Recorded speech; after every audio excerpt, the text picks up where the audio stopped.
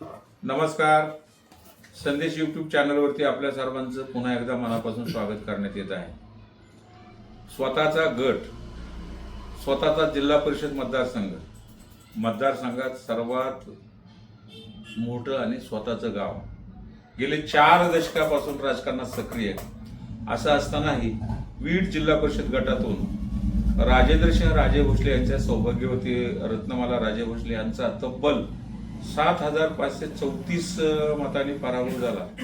ही घटना निश्चितच अनेक प्रश्न उपस्थित करणार आहे.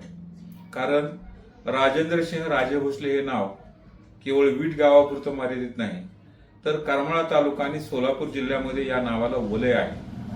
अत्यंत प्रतिकूल परिस्थितीतून ते राजकारणात आले. विद्यार्थी दशा संपताच त्यांना चळवळीचा छंद होता आणि त्या चळवळीतून कोणताही राजकीय वारसा नसताना सुद्धा ते विरोधातून पंचायत समितीवर सदस्य निवडून आले होते. ही त्यांची मला वाटतं सर्वात मोठी आणि पहिली झेप होती. त्यानंतर जिल्हा दूध संघाच्या सानिध्यामध्ये ते आले.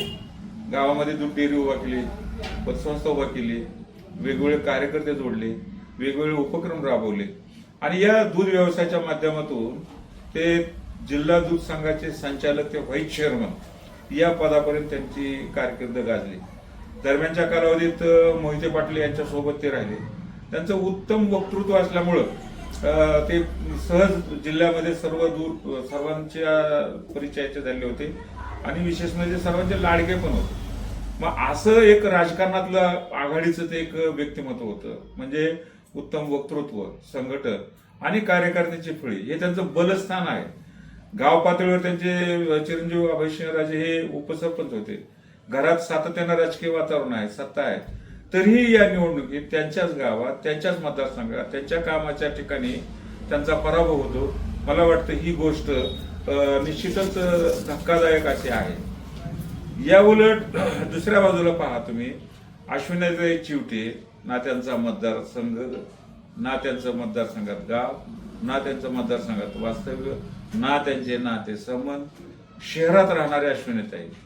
पण या उमेदवारानं मात्र तब्बल 14,736 मतांनी विक्रमी विजय मिळवला. इतकंच नाही तर जिल्ह्यातला पहिल्या क्रमांकाचा मताधिक्याने विजय मिळवलेला हा गट ठरलेला आहे. हा विजय खरं तर असा अचानक मिळालेला नाही. कारण गणेश भाऊ चिवटे यांनी गेल्या 5-6 वर्षापासून ठरवून, नियोजन करून आणि सातत्याने बीड जिल्हा परिषद गटामध्ये जे काम केलेलं आहे ते काम त्यांना यावेळी उपयुक्त ठरलेलं आहे. करमाळा नगर परिषद हा त्यांचा असणारा मूळ, त्यांची सुरुवात नगर परिषद, ते नगरसेवक म्हणून पण ते निवडून आले होते. पण तरीही त्यांनी ग्रामीण भागाशी आपली नाळ जोडली, इतकी घट्ट जोडली आणि ग्रामीण भागातल्या लोकांशी त्यांचा सतत संपर्क होता. करमाळा शहरामध्ये श्रीराम अन्न छत्र मंडळाच्या माध्यमातून त्यांनी म्हणजे गेल्या अनेक वर्षापासून गरजू, निराधार वृद्धांना 2 वेळचं अन्न देतात, विद्यार्थ्यांना भाजी देण्याचं काम करतात. गेल्या 4-5 वर्षापासून सामुदायिक विवाहाचा उपक्रम राबवतात आणि दूध संघाच्या माध्यमातून त्यांनी गावागावातल्या शेतकऱ्याशी नातं जोडले. दुधातून त्यांना योग्य दर देणं, वेळेवर पेमेंट करणं, गायीसाठी कर्ज देणं, पशुधन उपलब्ध करून देणं, अशा अनेक माध्यमामधून त्यांनी लोकांच्या अडचणी सोडल्या. आता एवढंच नाही तर ते पूर्वीपासून भाजपशी एकनिष्ठ आहे. भाजपच्या ज्या काही शासनाच्या योजना आहेत त्या प्रभावी रीतीनं गाव पातळीवर राबवण्यासाठी त्यांनी जिल्हा नियोजन मंडळ असेल, पालकमंत्री असतील किंवा आमदार आणि इतर मंत्र्यांच्या माध्यमातून त्यांनी हे प्रश्न मार्गी लावण्यासाठी अनेक प्रयत्न केले.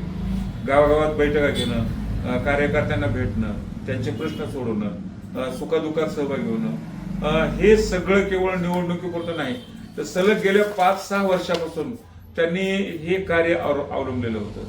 आणि ही जी त्यांची असणारी वाटचाल होती, या वाटचालीला या निवडणुकीतून खऱ्या अर्थानं त्याचं यशात रूपांतर झाले.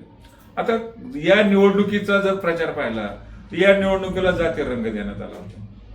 या निवडणुकीत अल्पसंख्येविरुद्ध बहुजन असा प्रचारही काही ठिकाणी झाला.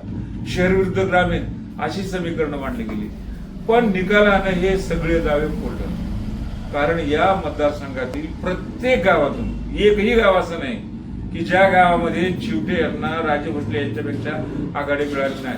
प्रत्येक गावातून चिवटे यांना आघाडी मिळाली. अगदी वीट हे राजे भोसलेंचं गाव आहे, या त्यांच्या स्वतःच्या गावामध्ये सुद्धा चिवटे यांना 552 मताची आघाडी मिळाली.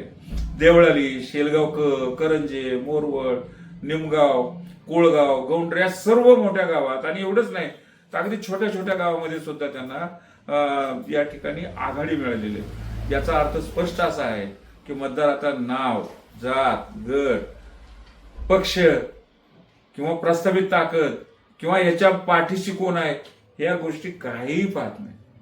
म्हणून ही निवडणूक एक मोठा धडा देऊन गेलेली आहे की राजकारणापेक्षा, तिकिटापेक्षा, वक्तृत्वापेक्षा, पैशापेक्षा सुद्धा, नेत्याच्या पाठिंब्यापेक्षा सुद्धा जर एखादा कार्यकर्ता सतत माणसात असतो, लोकांची सेवा करतो, लोकांचे प्रश्न करतो, तर हे लोक तितक्या ताकदीनं, तितक्या जिद्दीनं, तितक्या चिकाटीनं आणि तितक्याच विश्वासानं पाठीशी उभे राहतात.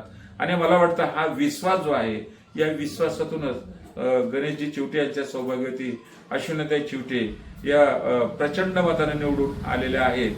आणि हा मला वाटतं चिवटे यांचा आदर्श या तालुक्यातल्या इतर युवा वर्गाने, इतर तरुणांना, इतर राजकारणी मंडळाने करावं.